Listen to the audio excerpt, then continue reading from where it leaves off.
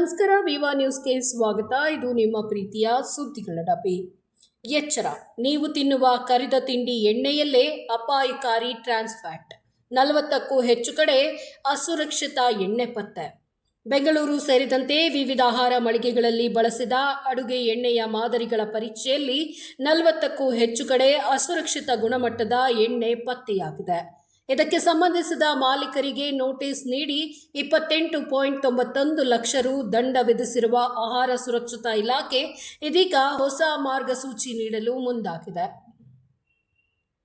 Hotel, pub, bar, club, restaurant ಹಾಗೂ ರಸ್ತೆ ಬದಿಯ ಆಹಾರ ಮಳಿಗೆಗಳಲ್ಲಿ ಬಳಸಲಾಗುತ್ತಿರುವ ಕರಿದ ಎಣ್ಣೆಯ ಗುಣಮಟ್ಟದ ಬಗ್ಗೆ ಆಹಾರ ಸುರಕ್ಷತಾ ಇಲಾಖೆ ಆತಂಕ ವ್ಯಕ್ತಪಡಿಸಿದೆ.